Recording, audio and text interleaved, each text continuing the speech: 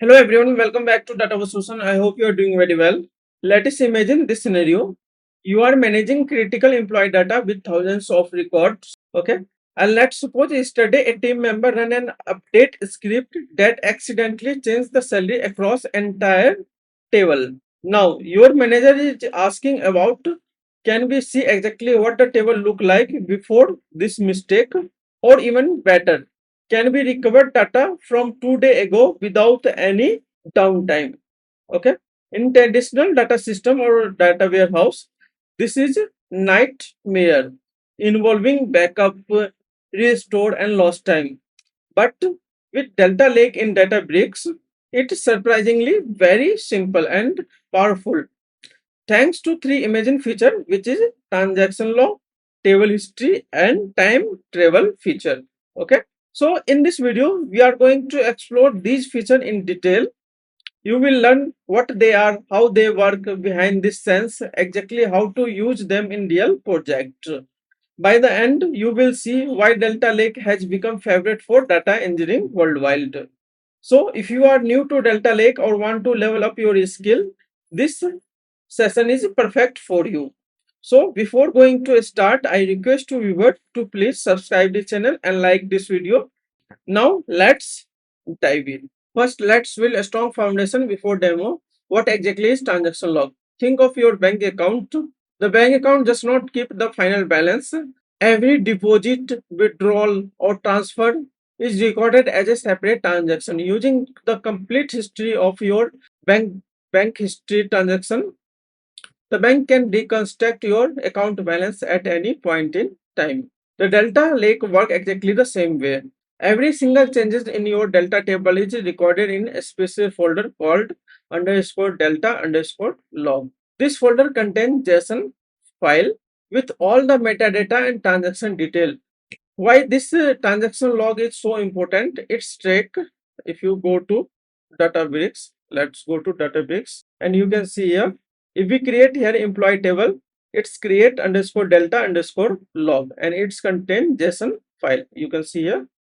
Okay. And this transaction log is so important. It's track, insert, update, delete, merge, schema changes, and much more. Okay. Because every operation is logged, Delta Lake can guarantee ACID transaction, which atomicity, consistency, isolation, and durability, which provide full audit history and enable powerful feature like time travel. This reliability is what make the Delta production ready for enterprise environment. Now let's visualize the structure. When you create a Delta table, it's look something like this. It's contain target file. Okay. When you create first initial table, then version 0 is created. After any update like insert, update or delete, then according to that order, version file is created. Okay. I will show you demo in Databricks. Okay.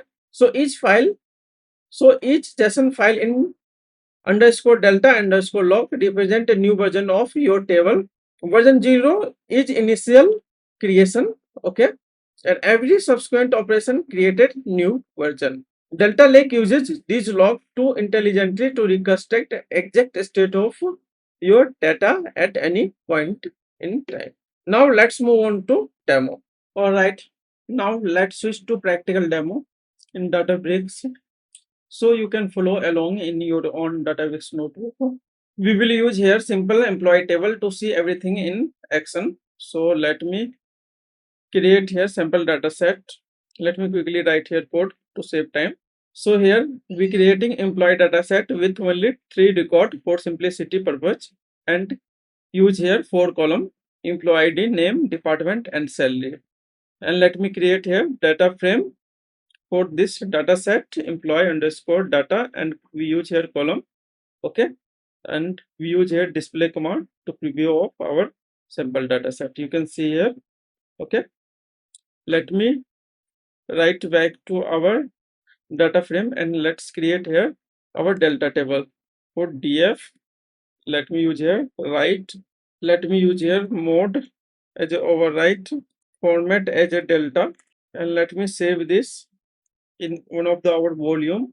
We already created here volume called delta log file. So let me copy this in same catalog YT demo data as a schema, and here is the our volume path. So click here to copy volume path and paste here and call this as a employee directory. Okay, and let me run this. At this point version 0 is created, so let me show you and let me inspect. So first let me refresh this and go to here, employee directory is created, and you can see here underscore delta underscore log. In this file here all transaction log is created. So here version 0 is created, and in this you can see here some commit info, here timestamp, user id, username, okay, and mode is overwrite, and you can see here also addition. Here parquet file is also created called here fed dot c00 dot snappy dot parquet. Okay, so afed AFED. So, and you can also see here metadata is also created first time, employee ID, name, department, salary in same ID. This is ID and this is prototype. Path is, this is target file information. Okay, so AFED, let me show you. If you go to here employee and expand this AFED, you can see here. Okay. Now again go to here and insert some new record. So let me quickly write here code. Okay, we inserting here new record 104 David IT and salary is 65,000. So let me run this. At this point version 1 is I think created. So let me inspect. Let's go to here again volume and let me refresh this. Here again one target file is also created. This one is new one. Okay, B34. Okay, 9B34, and let me go to here delta log table, and you can see here version 1 is created. Okay, and this is commit information, and this is addition of new record. Here you can see metadata is not created, and here 9B34 target file inserted or created. Okay, and now again let's update some new. So let's update to our record. So to update, first we need to import here delta table object. Okay, so let me import from delta dot table, importing here delta table object. Okay, and let me create here instance as a dt delta table, use here for path. Okay, and first argument here is a spark, and let me go to here, and this is our table path, delta table path. Okay, and let me create here instance and also see here type to verify delta table instance is created. Okay, so you can see here delta table instance is created. Now let me update this delta table. Okay, use here update function, open bracket, let me go to second line. Okay, and first condition is, first argument is condition. Let me apply here condition employee. Let's suppose employee ID. You can see here employee ID. Okay, column name is here employee ID. Let's use first employee ID. Okay, equal to 101. Okay, and now let's use here set condition, and set condition use here curly bracket, and in this salary, and use, let's say from 50,000 to 55,000. Okay, and again also we need to use here comma. Okay, and close this bracket. Let me update this delta table. We need to remove here L. Okay, here at this point I think two transaction log is created. Okay, so let me refresh this. Here two target file it's created. Okay, 4188, and let me, okay, so let's go to here transaction log. Okay, and you can see here two transaction log is created, version 2 and version 3. Okay, one for update information, and it's remove all the AFED file. This is Parquet file, and add back to new one. Okay, and one for optimization purpose. Okay, you can see here optimization purpose, and you can see here remove and addition. It is managed by Databricks. No need to understand all this transaction. Okay, just for information I will show you. Okay, now let's also delete some information. So let me suppose I want to delete here as it using dt delta table object delete, and let me apply here condition, and let's suppose I want to delete here employee id equal to, let's suppose I want to delete which we insert new record 104. Okay, run this. At this point you can see here again two new transaction log is created, 4 and 5. Okay, so now let's view the transaction history using history command. Okay, so if you go to here, we also have version created, and let's review using describe.history table. Okay, and also use here Python. Okay, so let me show you both way. Again go to here Databricks, and let me use here dt dot history, and use here open and close bracket, and let's show here, and also use here truncate is equal to false. Okay, so you can see here this is not perfect view. Okay, this is version 0 1 2 3 4 and 5, and you can see here some information, some optimization information and delete information. Last is delete, again optimization and update information, write information, and this is also first time write. Now let me show you also SQL method.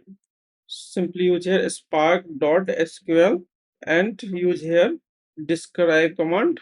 Okay, and also use here history, and you can see here intelligence. So let me tap this to auto complete. Okay, and let me also use here display function to preview better. Okay, so let me run this, and you can see a clear view of this history. So 0 is right, again 1 is right, second we use here for update. Okay, after insert or write we use here update statement. So you can see here update and again optimization, and then we use here delete and then optimization. Okay, so you will see here clear entry showing create table, write, update, delete operation with timestamp as well. Okay, you can see here timestamp, user ID, username, and notebook ID, also cluster ID. Okay, now let's move on to time travel in action. Now let me show you time travel, how you can recover your data.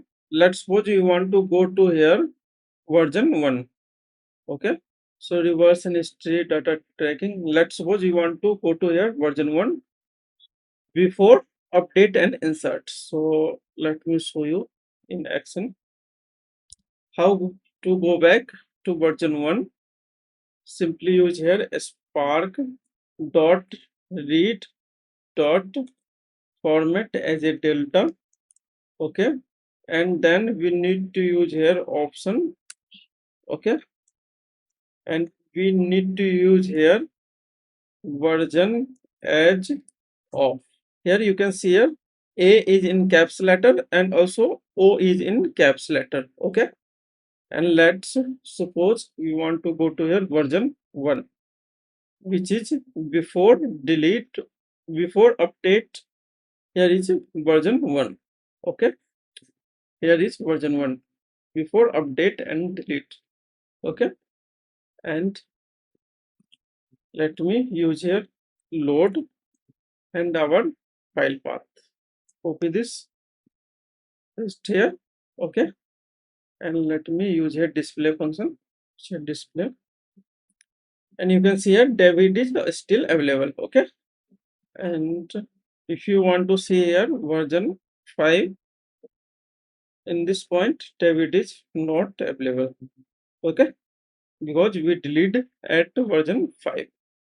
Okay, now let's use here timestamp as well. Here we use here version. You can also use here timestamp. So let me copy this and paste here. And instead of version, let me use here timestamp. So simply write here time stamp edge of A in caps, O is also in caps, and close with and use here time.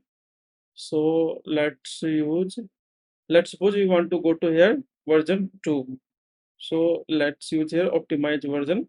Okay, copy this and paste here this time. Okay, and let me run this. You can see here David is also available and John Sell is also updated. Okay, 55,000 from 50,000.